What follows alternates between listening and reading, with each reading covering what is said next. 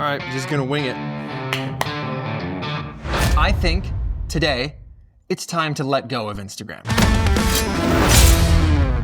Spring is 3 days away from the moment I'm recording this on the 17th. Spring starts March 20th. Ooh, that gets me so excited. The winter, the darkness, how cold it is from Christmas, which is exciting, until like now. It's kind of like a dead zone. And then everything just blossoms and erupts into excitement and joy and sunshine. And with that season approaching, for me, basically means more photos being taken, more photos being shared, more film being shot, more traveling, more just exploring and adventures, etc. Which also means posting more to all social platforms, which brings me to my thoughts today on Instagram and how I think today it's time to let go of Instagram. When Instagram first launched, obviously we know this, it was a photo app where you could share your photos with your friends. There's kind of no pressure. You take them with your phone, they post them in squares. I remember like the day I downloaded the app and just started doing a 365 challenge. You take one photo every day for 365 days. Doesn't matter what it is, where you are, you bring a camera, use your phone, whatever you need to, and you snap a photo every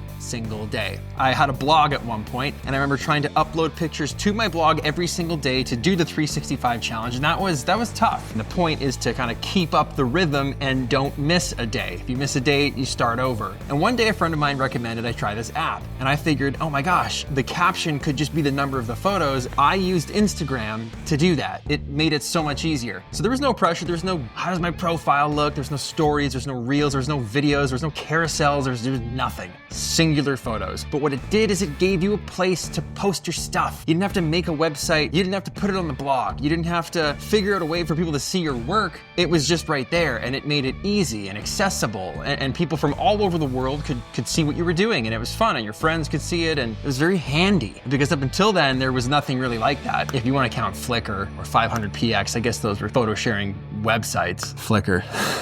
Then we started to see more people taking Instagram seriously. You'd see higher quality photos start popping up, and people actually sending the photos from their cameras to their phones to upload. And you would think, like, and that was a marvel. Like, no one was doing that. You were extremely advanced if you were taking photos and somehow getting them onto your phone and then uploading those to Instagram, because you were going against what it was made for. It was just supposed to be a quick snap, share, move on. But now we're turning it into this professional platform that really shows off our expertise as photographers. Then that became the normal. You take pictures, you edit them, you put them on Instagram. You're not using the filters anymore. You're not posting in Square. Now we're kind of getting creative with it. And thus rolled out all the updates, all the carousels, all the different aspect ratios. Then eventually we got stories and videos, and you fast forward all of those years. I actually toured Instagram when it was at the Facebook campus. It was like a singular office. It was like a space no bigger than my actual space here, like 20 desks. Fast forward to today, and it's actually not advertised as even a photo platform anymore. It's video-based, and it's meant for high consumption, quick consumption. And you know what? I will self-admittedly say I've been an old man about it. A little bit of like a snobby, artsy, nose to the air, those two things combined. As a photographer and someone that started on Instagram very early on, from day one, posting photos, to hear that it's not a photo platform anymore, or very much so not focused on photography anymore, it's a bummer.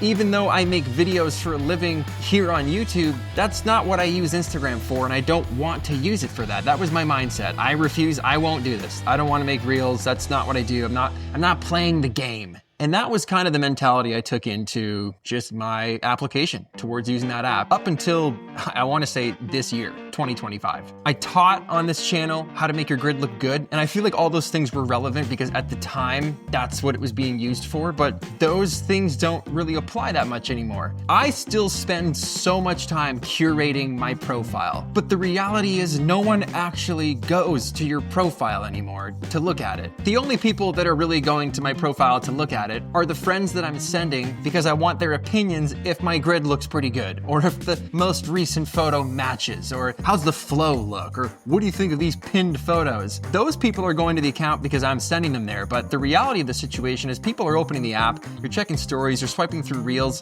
If you see a photo, you might like it, you might not, but you're not hunting and exploring and really analyzing someone's feed that they've spent hours meticulously curating anymore. With all the metrics that you're given as well, the insights, it's easy to see if what you're doing is actually working, growing your account, keeping you stagnant, or losing followers. So I think it comes down to asking yourself, what do you want out of this creative endeavor that you're on? Do you want to be a creator? Do you want to be a popular social media photographer? Do you want to be a photographer that just has a place for their work to be shown? Do you want to climb and grow that account because you want to sell products? Being able to classify yourself into one of those buckets is very helpful to determine the plan that you're going to use going forward. This is my living. I still want to do this. I still enjoy this. I still enjoy curating the grid, but I think it's time for me to let that go. The time and focus I put into making sure photos match, it's great, and I do like it. I get some personal enjoyment out of it, but not nearly as much as I probably should based on the amount of work that I put in. My friend Cody recently asked me why I don't upload reels anymore. I gave him the same old song and dance answer. I don't like reels. It's not what I want to use Instagram for. I'm waiting for it to die out. I refuse to play the game. And he told me like, it's not necessarily about playing the game, but there's also just people like me, he said, where I might not have time to watch a 10-minute rant on YouTube, but I might be able to watch the 40-second or 60-second cut down on Instagram on a reel. That I do have time for, and I would still love to see it. So you're kind of doing yourself and everyone else a disservice if you refuse to post any content in that form on Instagram. He was absolutely right. I've never really considered that. The other point that I never really considered was if you do want to grow the account, sometimes you just got to play the game. This is what the platform wants. We are given all the tools to make it work. The CEO himself comes on Instagram and answers questions every single week, giving you tips and insights onto how to grow and how this machine works. So with all the information and all the tools, you have what you need to play the game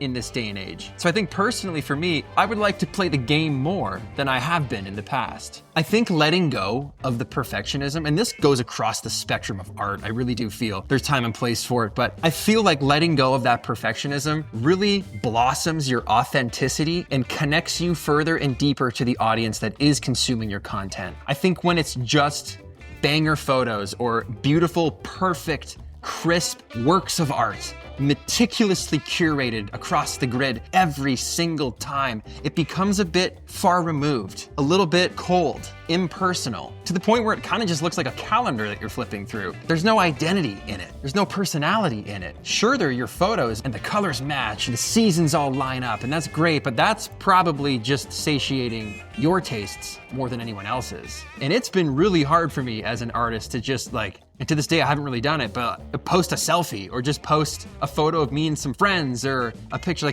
that would always be buried 8 posts down in the carousel. I've got a friend of mine who lives in Florida, is a tattoo artist, his name's Jimmy Litwalk, and years ago, this must have been 10 years ago, we were talking about this very topic. That's how long we've been doing it. It just feels like forever. But he said to me I know that you're a good photographer. I don't need to see your pictures. I want to see you. I follow you because I want to see what my friend Peter is doing.